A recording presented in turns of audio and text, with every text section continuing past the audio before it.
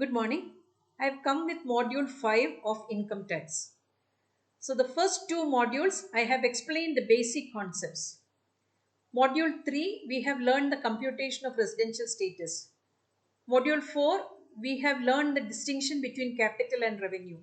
Now this is the last module in the introduction chapter, that is computation of incidence of tax. When I taught you residential status, I told you residential status is divided into resident, not ordinarily resident and non-resident. And the tax liability will be different for these three categories. That is the importance of doing the residential status. For a person to pay tax, we have to classify him as either resident, not ordinarily resident and non-resident. So here it is very important. Once we will decide that whether he is a resident, not ordinarily resident and non-resident, we can do the incidence of tax. Residents will be paying tax for all the incomes except foreign untaxed income bringing to India. All of the cases they will be taxed. Non-resident will be getting the maximum exemption. They will not be paying tax in all cases. Whereas not ordinarily resident will be getting some exemptions. Some cases they will be paying tax. So this concept we will explain with the help of 6 rules. I have pointed it as rule number 1, rule number 2, rule number 3, rule number 4, rule number 5 and rule number 6. Then you have to remember that when I worked out the problems also, just for clarity, I am giving the reference as which rule we are applying in the situation. You don't have to write that rule when you are doing the examination problem. This is just for your reference. I am not meeting you face to face.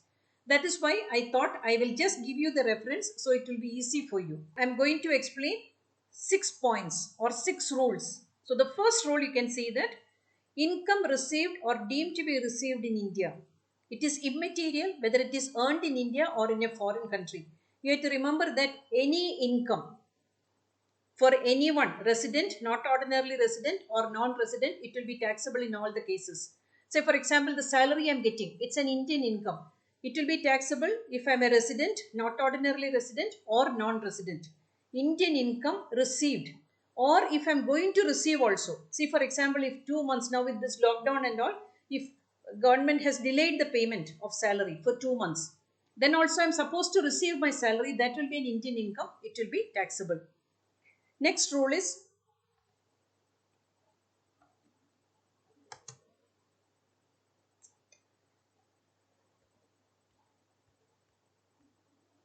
rule number 2. Rule number 2 is income earned in India, whether received, paid in India or outside India. So income earned in India. See, sometimes one income will derive in a foreign country. See, for example, the services rendered in a foreign country, or sale of a plant or a machinery or a house property. But we are bringing the income to India. So what will be the condition? So then also it will be considered that amount we are bringing it to India in the previous year. So it will be considered as an Indian income and it will be taxable for all the cases. This we are calling it as rule number 2. Resident and ordinarily resident, not ordinarily resident and non-resident. These are the first 2 cases. In all cases it will be taxable. Rule number 3 is income earned and received outside India from a business control or profession set up in India. Income may or may not be remitted to India. This point is very, very important. You have to remember that. Point number 3. This is been in business set up in India. Income earned and received outside India. Outside India meaning from a foreign country. And another thing you have to remember that business is registered in India or a profession registered in India. This point has a relevance with point number 5. If it's not related to business income, income earned from any other source, maybe royalty, dividend, interest, patent, sale of patent rights, sale of copyrights, sale of agricultural property, anything like that, it will come under point number 5 or rule number 5. Business income or profession income, income received from other countries, you have to remember that it's a rule number 3. So first 2 cases it will be taxable. For the non-resident, it will not be taxable. Point number 4, income earned or received outside India from a business control or profession set up outside India. Income is also earned in a foreign country or also received outside India. That meaning also received in a foreign country. So the rule will be First two cases it will be tax. First case only it will be taxable. Other two cases it will not be taxable. So for resident, you have to remember that if you're bringing the income to India, it will be always taxable. See here, not ordinarily resident is not paying tax and non-resident also is not paying tax. Point number 5. See, I told you there is a link between point number 3 and point number 5. So point number 5 is income earned and received outside India from any other source other than point number 3. See, I told you it can be dividend received, interest received, sale of house property, agricultural income, sale of patent, sale of copyrights. So anything other than business income or professional income from received from for a foreign country. So what will be the taxability? For resident and ordinarily resident, it will be taxable. Other two cases, it will not be taxable. Last point, we are coming to the point number 6 or the rule number 6. This is very, very important. Usually in all the examination questions, we will include this question. So here, income earned and received outside India in the years preceding the previous year in question. And if the same is remitted to India during the current previous year. See, for example, you earned a foreign income. See, for example, your parents were working in Gulf countries for last 20 years or 25 years. Now with the lockdown, they lost the job, they are coming to India. So what will be the situation? That is foreign income. They whatever they worked there for 25 years. Now they lost the job, they are bringing it to India. So it's a past untaxed income earned in earlier years. So that they are bringing it to India, it is not taxable in all the cases. When I explain the first point also, resident will get only exemption in these cases, it is not taxable. In all the other 5 points, the income he will be paying the tax. So resident, here he is getting the exemption. So this point you have to remember, past untaxed income, if you are bringing to your country, it will not be taxable. Now we will do the problem. So the problem, which of the following incomes are taxable when the residential status of Mr. A is resident, not ordinarily resident and non-resident? So these are the three options, whether he is resident, not ordinarily resident and non-resident. First one is income accrued in Canada but received in India, it's 2000. So how we will see that?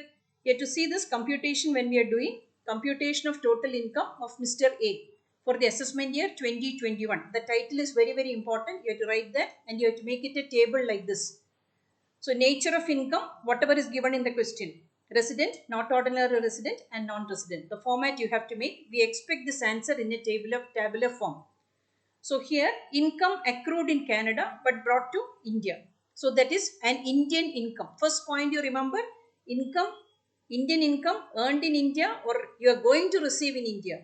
So rule number 1 is the case and it will be taxable in all the cases. Point number 2, rupees 5,000 earned in Africa and received there but brought to India. Foreign income received in foreign country but we are bringing it to India. So what will be the rule? So this, it's rule number 5. It's not business income or professional income. It's income from any other source other than business or profession. So resident, it will be taxable. Not ordinarily resident and non-resident, it will not be taxable. Rule number 5. Now, point number 3. Rupees 5,000 earned in India but received in Canada. See, earned in India, that's very, very important. Income earned in India will be taxable in all the cases. Rule number 1, 5,000 will be taxable in all the cases. Point number 4, rupees 10,000 earned and received in Sri Lanka from a business controlled from India. Business controlled from India meaning business registered in India. Rupees 10,000 earned and received in Sri Lanka. So here, you have to remember that rupees 10,000 earned and received in Sri Lanka from a business controlled from India. So this is rule number 3. Rule number 3 is taxable for both the cases. The last case non-resident, it will not be taxable. So income earned and received in Sri Lanka. Rule number 3, it's business income. Business income, it will be taxable for the first two category. It will not be taxable in the other case. Next is house property income computed from Sri Lanka, 2000. House property income, it is not business income. So you have to remember, if it is not business or professional income, rule number 5 will be applicable. So house property income computed in Sri Lanka, only for the resident, it will be taxable. Other two cases, it will not be taxable. Now, the next point I told you while explaining itself, rupees 4,000 was past untaxed foreign income which was brought to India during the relevant previous year. Rule number 6. I told you all the examinations we will include this point. So you are writing past untaxed foreign income. I gave you the example. Your parents working in a Gulf country. Now they lost the job. They are coming to India. What all their savings? They are bringing it to India. It is not taxable in all the cases. Not taxable. We are writing nil. Next point is the last point for this question. Profit earned from a business in Kanpur, 10,000. Kanpur within India, it is an Indian income. So it will be taxable in all the cases. It's rule number 1. Always you remember, you have to write the total also. Table format, you have to write the question and with the values. I have seen that when we'll ask the question, sometimes what the students will do, they will write whether it is taxable, not taxable. You will get 0. When you are giving the question with the values, you have to write the values and you have to take the total. See, this question was 7 points. If it's a section B question for 8 marks, all correct answers will get 1 mark each. So 7 into 1, 7 marks you will get. 1 mark we will give for totaling. So that is 7 plus 1, 8 marks we will allocate. That is how we are allocating the marks also. Second problem. Same, compute the gross total income of Mr. A for the assessment year 2021. If he is a resident, not ordinarily resident and non-resident. First point is interest in German development securities. 1/3 is received in India, 51,000. Here one important adjustment I want to tell you. When an income is received in 2 countries. See, this point is some income is received in Germany, some income is received in India. So the same point you have to divide into 2. So you can see the question in the same format. You have to remember table format. First point is interest from German development securities. It is received in India. 1/3 is received in India. It is Indian income. Rule number 1. It will be taxable in all cases. 51,000 into 1/3. 2/3 is received in Germany. That is rule number 5. That is any income that is received in Germany. That is rule number 5. Any income other than business or profession. So that is 34,000 will be taxable only for the resident. Other 2 cases it will not be taxable. So 51,000 into 2/3 is 34,000.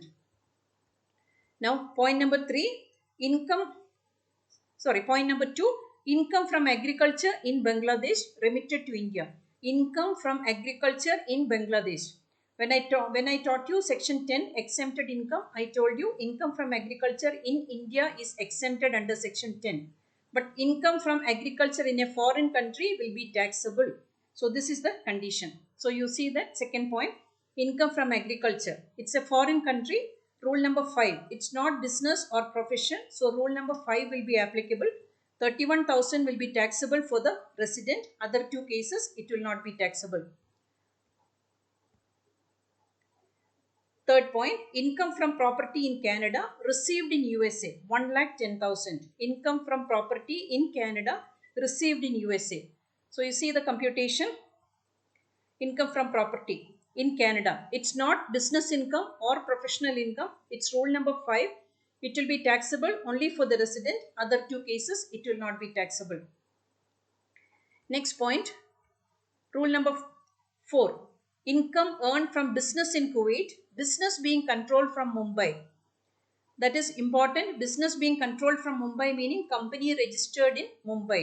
It's an Indian company and it's received in 2 countries. 25,000 is received in India and the remaining amount is received in Kuwait. So what will be the classification? I told you when an income is received in 2 countries, that same point we will divide into 2 headings.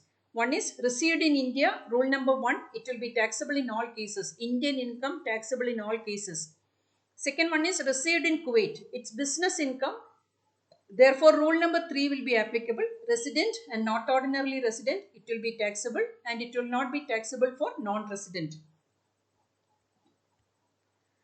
Rule number 5. Question number 5. Dividend from an Indian company rupees 15,000. When I taught you section 10 exempted income, I told you again and again income from an dividend from an Indian company is exempted. This you have to remember when you calculate incidence of tax and income from other sources when you do the computation. Because usually we will include this question and if the students are not thorough with that, they will write the value and they will get the wrong answer. So dividend from an Indian company dividend from an Indian company, we are not writing nil. Please remember that we are writing exempted under section 10. You have to write exempted under section 10. Next point is royalty received in Singapore from Mr. D, a resident in India, for technical services provided for a business carried on in Singapore. So it's technical services. Now we'll see what is the question, what is the answer. So this royalty received in Singapore, it's not business income or professional income, it's royalty. So it's point number 5. It will be taxable only for resident. 25,000 will be taxable for resident, not ordinarily resident, and non-resident it will not be taxable. Next point is profit from a business in Chennai. This business is controlled from Singapore. 1,25,000. Profit from a business in Chennai. It's an Indian income. This business is controlled from Singapore. We will see the condition. Profit from a business in Chennai. Indian income 1,25,000 taxable in all cases. Rule number 1. Profit from Chennai. Business in Chennai. Indian income. Now, next question is profit on sale of a building in India but received in Nepal. So, you have to remember that it's not business income or professional income, house property income, capital gain, sale of profit on sale of a building. It's a capital gain. See how we will do that. Profit on sale of a building.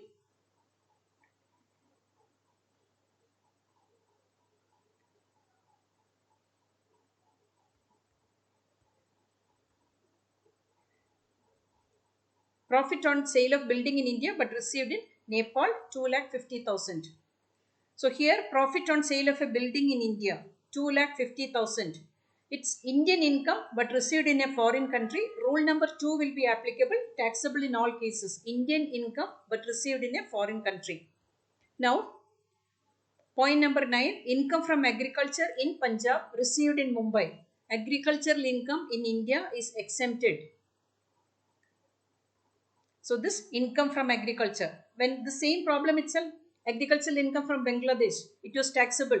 This is agricultural income from India is exempted in all the cases as per section 10. You have to write exempted, not to write nil.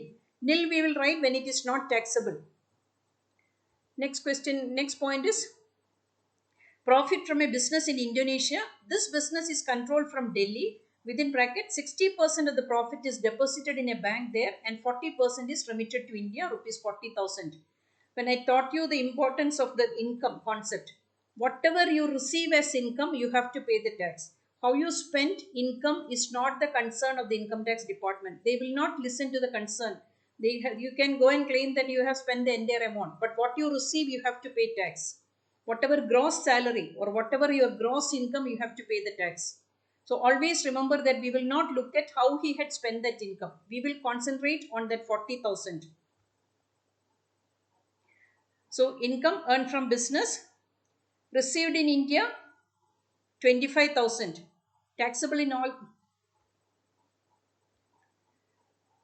Profit from business in Indonesia, this is 40,000. You have to remember it's business income. It will be taxable. Rule number 3, 40,000 taxable in the first 2 cases. Last case, it will not be taxable. Last case, it will not be taxable. It's business income or professional income. Rule number 3. Now, last point is interest received from Mr. D, a non-resident, on the loan provided to him for a business in India, 28,000. So here you have to remember interest received from Mr. D. It's rule number 1, Indian income taxable in all cases. So total income also you have to take total income, that will get different marks. 11 points were there, total 11 points. So 1 mark each. If it's section C, 12 mark question, 11 marks, 1 mark each for all the correct answers. Each point 1 mark each and 1 mark for total we will give. That is how you have to get the correct value and correct answer, and the full marks you can score for this paper. Now, third question, Mr. S, a foreign national, furnishes the following particulars of his income relevant for the previous year 2019-20. Please remember, a foreign national, foreign citizen, Indian national, Indian citizen has no relevance with incidence of tax. This has got an importance when we are doing the residential status. See, we have worked out problems foreign national. 60 days. When you're taking 60 days, they are getting exemption for three cases. One is when a person is going abroad for employment. Second one is crew of an Indian ship. Third one is a person settled abroad, but he's coming to India. So these three cases. So one student was asking if they're going for higher studies to a foreign university for 2 years, whether they will come under the exemption of 60 days. They will not get, only for these three cases. So employment outside, crew of an Indian ship, and people settled abroad, but they are coming to India for a holiday or some other reason. Only these cases. In the residential status, whether it's a foreign citizen, foreign national, Indian citizen, Indian national will make a difference in the calculation. Incidence of tax, it will not make the difference because we are taking three different classifications. If he is a resident, not ordinarily resident, and non-resident. So you just ignore this, whether foreign national, foreign citizen, Indian national, Indian citizen. So we are going to do the first question. Profit on sale of plant at London, one half is received in India, 1,46,000. Please remember, when an income is received in two countries, you are dividing it into two subpoints. First one is received in India. Indian income, rule number 1, it will be taxable in all cases. Second one is received in UK. You have to remember, it's rule number 5. It's not business income or professional income, taxable only for the resident. Other two cases, it will not be taxable. Next is profit on sale of plant at Delhi. Plant at Delhi within India, Indian income, one half is received in London, 1,02,000. So two countries. So you see the condition, it's an Indian income. So remember, it's received in two countries. That point we are dividing into two. Received in India, 1,02,000 into 50 by 100, 51,000. Rule number 1, taxable in all cases. Received in UK, rule number 2, Indian income, plant sold in Delhi, Indian income received in a foreign country. Rule number 2, taxable in all cases. Now, point 3. Salary from an Indian company received in London, one half is paid for services rendered in India, rupees 60,000. Third point, salary from an Indian company. This also two countries they are receiving. We are dividing into two subpoints. One is salary received in India, rule number 1, taxable in all cases, Indian income. Second one is services rendered in UK. It's not business or professional income. Rule number 5, it is taxable only for the resident. Other two cases, it will not be taxable. Point number 4, interest on UK development securities. Entire amount is received in London. It's 40,000. So interest on UK development securities received in London, it's rule number 5 because it's not business income, it's not professional income. Income from securities, interest or dividend, it's resident only, it will be taxable. 40,000 will be taxable for the resident. Other two cases, it will not be taxable.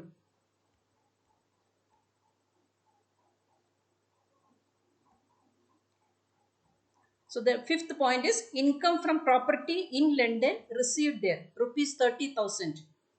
Income from property in London, it's house property income, income from property in London received there. Rule number 5, because it's not business income or professional income.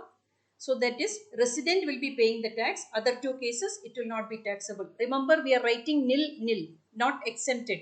Exempted we will write only for section 10 when it's an exempted income. Resident, it will be taxable 30,000. Rule number 5. Now, profit from business in Delhi, managed from India, 49,000. Profit from business in Delhi, managed from India. Indian income, rule number 1. Indian income received in India, 49,000, taxable in all cases. Point number 7, income from agriculture in London, received there. Half of which is used for meeting hotel expenses of his son in England, and the remaining amount is later remitted to India, rupees 25,000. I told you how he had spent the amount we will not consider. That is not the concern of the income tax department. Your income you can spend the way you want, but we are concerned about the amount he received which he has to pay tax. So 25,000 we will see. Income from agriculture in London, 25,000. It's rule number 5. Rule number 5, it's taxable only for resident because it's not business income or professional income. Income other than business or profession, rule number 5. Only for the resident it will be taxable. Other two cases it will not be taxable. Next is dividend within bracket gross received in London on May 6, 2020 from a company registered in India but mainly operating in UK, rupees 17,000. So here you have to remember that gross dividend. See now gross dividend and net dividend will make a difference only in the computation of income from other sources. If you are getting net dividend, you have to convert it into gross dividend. Now you remember that we are taking the tax for gross value. That is why it's given in the question, it's gross. We don't have to, the conversion we don't have to do. That is why just you have not learned conversion now. We will learn only at that time. So now you take the dividend within bracket gross. It has no relevance now. The only thing you have to remember, we have to take the gross dividend only. So 17,000. So here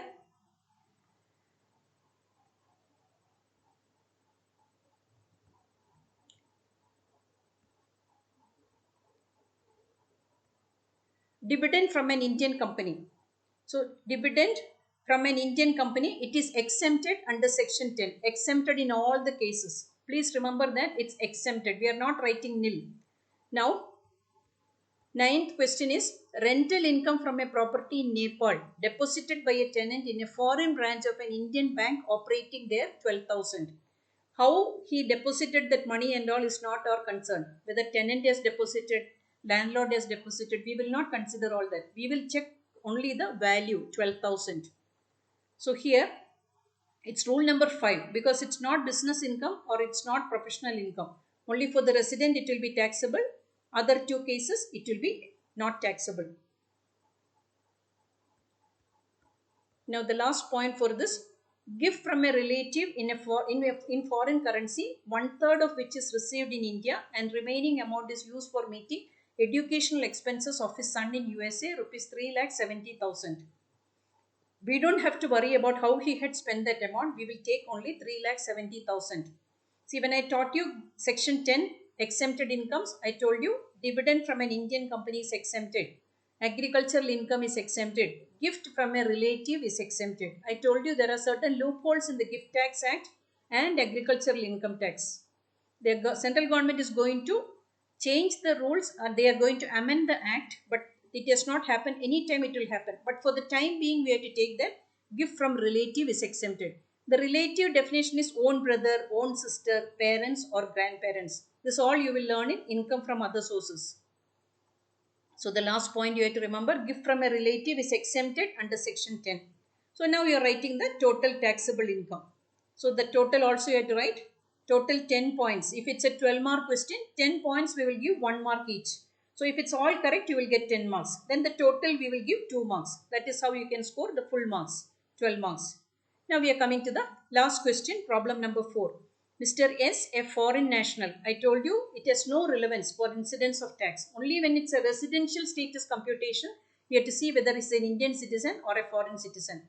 So S, a foreign national, furnishes the following particulars of his income relevant to the assessment year 2021.